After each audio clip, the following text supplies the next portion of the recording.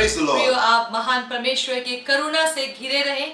और आज हम परमेश्वर के वचन से देखेंगे दूसरा इतिहास उसका 18 अध्याय और उसके 12 पद से लेके 16 पद तक। जी जो दूत मिकाया को बुलाने गया था उसने उससे कहा, सुन, जी। नबी लोग एक ही मुंह से राजा के विषय शुभ वचन कहते हैं, इसलिए तेरी बात उनकी सी हो जी। तो तू भी शुभ वचन कहना।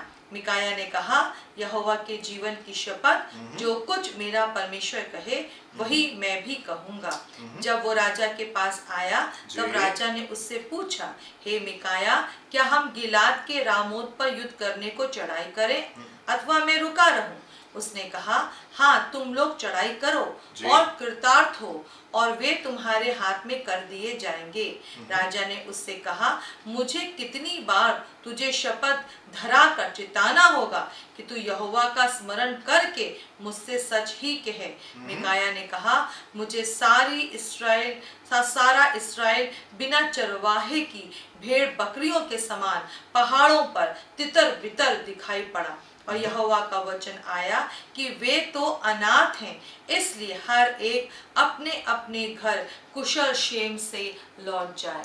जी मेरे प्रिय, हम जानते हैं कि सुलेमान की मृत्यु के बाद में इस्राएल जो था वो दो भागों में बट गया, यहूदा और इस्राएल में। और हम यहाँ पे इस अध्याय में देखते हैं कि यहूदा का राजा यहोशाफात और इस्राएल का राजा आहाब जो है, ये दोनों लोग साथ में बैठे हुए हैं और साथ में चर्चा कर रहे हैं युद्ध पर जाने के लिए। और यहोशाफात इस्राएल के राजा से कहता है, आपसे कहता है, नहीं मैं तैयार हूँ, मैं मेरी पूरी सेना तुम्हारे लिए है, जहां तुम कहोगे हम जरूर से तुम्हारे साथ में चलेंगे। और हम देखते हैं कि आहाब के जो 400 नबी हैं, जो झूठे नबी थे, बाल के जो नबी थे, वो झूठी भविष्यवाणियां कर रहे हैं और वो कह रहे कि नहीं, तुम लोग आगे बढ़ो, परमेश्वर का वचन है, तुम लोग आगे बढ़ो और तुमको कामयाबी मिलने पाएगी। पर मैं खूबसूरत बात को देखते हैं यहाँ पे, और वो ये कि यहोशाफात जो है वो इंसिस्ट करता है, वो जोर देता है, नहीं, मुझे प्रभु का जन चाहिए, मुझे परमेश्वर का भविष्यवक्ता चाहिए और मैं उससे सुनना चाहता हूं कि वो क्या कहता है।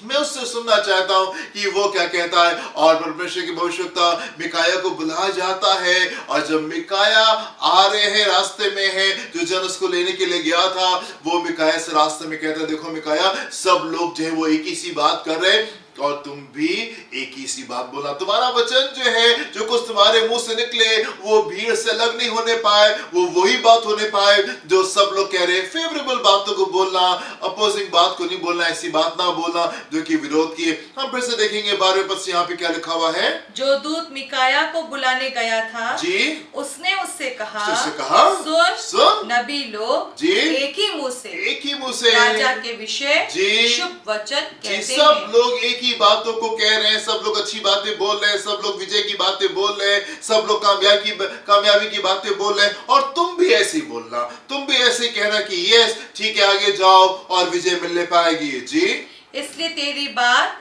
उनकी सी हो, किसी हो तो तू भी शुभ वचन कहना। तू भी शुभ वचन कहना।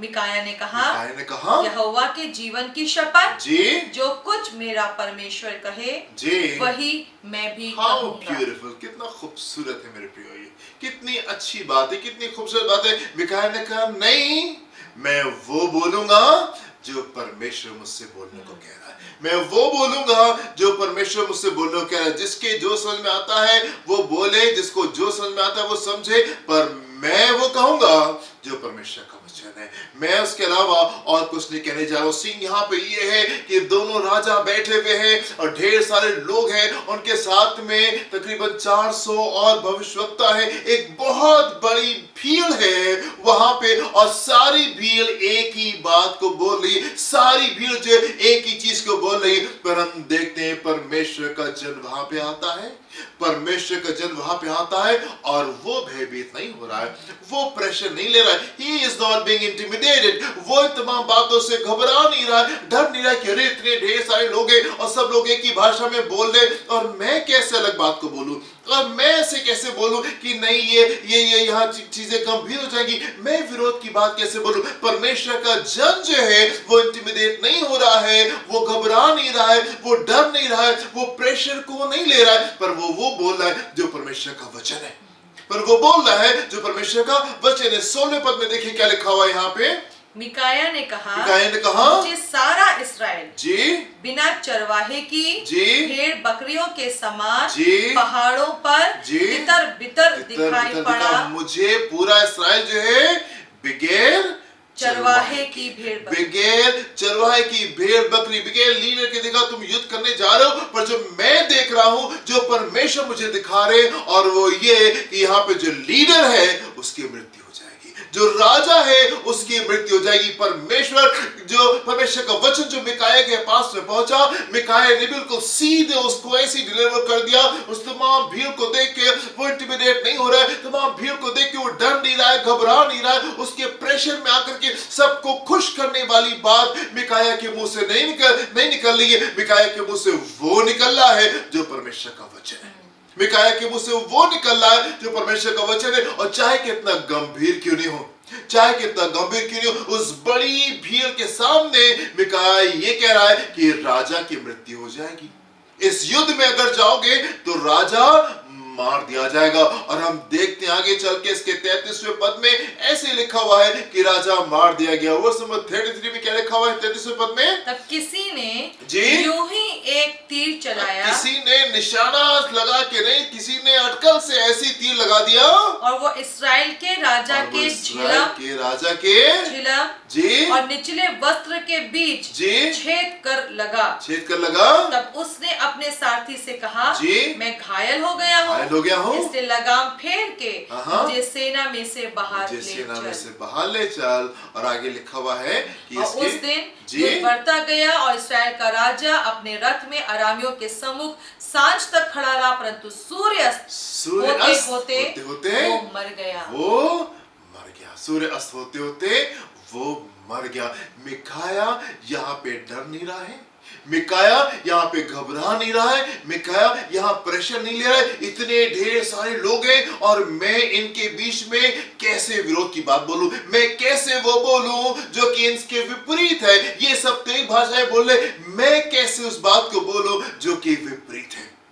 मेरे प्रियो, जब आप परमेश्वर की नजदीकी में आते हैं, पवित्र आत्मा आपके जीवन में एक खूबसूरत काम को करता है। और खूबसूरत काम ये होता है कि हमारी सारी आशा परमेश्वर से हो जाती है, हमारी सारी आशा परमेश्वर से हो जाती है। और हम हमेशा परमेश्वर को सिंहासन पे बैठा हुआ देखते हैं। कोई और बात हमको नहीं डराती, कोई और बात हमको नहीं घबराती। हमें डर नहीं होता कि ये हमको छोड़ के चले जाएंगे, वो हमको छोड़ के चले जाएंगे, और ये कुछ बुरा भला बोलेंगे और वो कुछ ऐसा बोलेंगे। नहीं, हमको मालूम है परमेश्वर हमारे साथ में, और यदि परमेश्वर हमारे साथ में तो हमको किसी और चीज की आवश्यकता नहीं है, हमें किसी और चीज की आवश्यकता नहीं। अगर परमेश्वर हमारे साथ में तो कामयाबी हमारे पास में। पवित्र आत्मा खूबसूरत काम को आपके जीवन में करता है, और वो ये कि आपको बोलनेस देता है, आपको हियाव देता है सत्य बोलने के लिए और सत्य पे खड़े होने के लिए, सत्य बोलने के लिए और सत्य पे खड़े होने के लिए। और जब हम सत्य के ऊपर खड़े होते हैं, परमेश्वर का अनुग्रह हमारे ऊपर होता है, और वो सहायता करता है कि जो कुछ हमारे मुंह से निकला है, परमेश्वर उसको अपने समय पे दिखाते हैं कि वो सही है। जो कुछ हमारे मुंह से निकलता है, परमेश्वर उसको साबित करते हैं कि यस, वो सही था। हालेलुया। मेरे प्रिय, क्या होता है, कई बार हम लोगों को देख के डर जाते हैं, कई बार हम परिस्थितियों को देख के घबरा जाते हैं, कई बार हम बीमारियों को देख करके जो है वो प्रेशर लेने लगते हैं, कई बार हम परिस्थितियों को देख करके, भविष्य को देख के, चीजों को देख के हम डरने लगते हैं, हम घबराने लगते हैं, और फिर उसके बाद में हमारे फैसले कुछ और होने लगते हैं, और हम सच से हट करके हम कॉम्प्रोमाइज में चले जाते हैं, हम समझौतों में चले जाते हैं। हमें लगता नहीं ये जरूरी है, हमें लगता नहीं वो जरूरी है, हमें लगता है कि हम इसको पकड़ ले और उसको समेट ले। मेरे प्रिय, कई बार हम भय में आ जाते हैं, चीजों को देख के डर जाते हैं, घबरा जाते हैं, और हमारे फैसले जो होते हैं वो विश्वास के ऊपर आधारित नहीं होते, वो डर के ऊपर आधारित होते हैं। हमारे फैसले जो होते हैं परमेश्वर के वचन के ऊपर आधारित नहीं होते। डर करके हम कई बार फैसलों को ले लेते हैं। और जब आप परमेश्वर के पास में आएंगे, उसकी निकटता में आएंगे, उसके साथ में एक खूबसूरत रिश्ते में आएंगे, मेरे प्रिय, हियाव आपके जीवन में आता है, हियाव आपके जीवन में आता है और आप सत्य के ऊपर खड़ा होना सीख लेते हैं। भले कोई आपके साथ में हो या भले कोई ना हो, भले कोई साथ में हो, भले कोई ना हो, उस बड़ी भीड़ के सामने आप सत्य के ऊपर खड़ा होना सीख जाएंगे, उस सत्य की बात को कहना आप सीख जाएंगे और आप जान जाएंगे इस बात को। हालेलुया। इन परमेश्वर खूबसूरत काम को हमारे बीच में करते।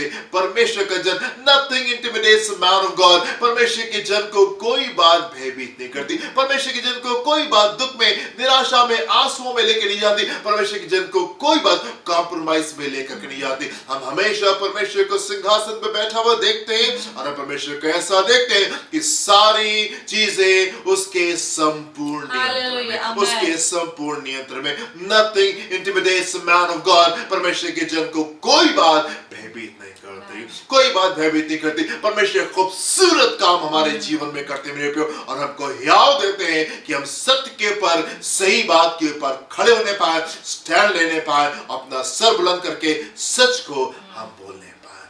हालेलुया। मेरे प्रियो, परमेश्वर की नजदीकी में आए और आप सत्य के ऊपर कॉम्प्रोमाइज में मत है, झूठ का सहारा मत लें, झूठे लोगों के साथ मत खड़े हो, कॉम्प्रोमाइज में मत जाए, समझौते में मत जाइए। परमेश्वर के पास में आइए, वो आपको हियाव देगा, वो आपको हियाव देगा, वो आपको विश्वास देगा, वो आपको आनंद देगा और वो आपको खुशी देगा। अपनी आंखों को बंद करेंगे, हम प्रार्थना करेंगे।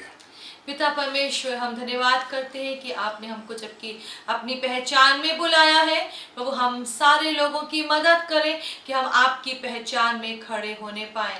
हर प्रकार का झूठ, धोखा, हर प्रकार की गड़बड़ी, वो दुष्ट की वो चालें, वो यीशु के नाम से हम सबके जीवन से दूर होने पाए और हम वो लोग होने पाए जो सत्य पर चलते, जो खरे मन के हैं यीशु के नाम के द्वारा। क्योंकि प्रभु यदि आप हमारे साथ हैं तो फिर हमारे विरोध में कौन सी बात खड़ी हो सकती है। यदि आप हमारी अगुवाई करने वाले हैं तो हम कैसे भटक सकते हैं। इसलिए पिता हम सबकी मदद करें कि हम आपकी अगुवाई में सत्य पे चलने वाले लोग होने पाए। प्रभु आप मदद करें ताकि हम अपने जीवन में आपकी पहचान को कार्य करते हुए देख सकें।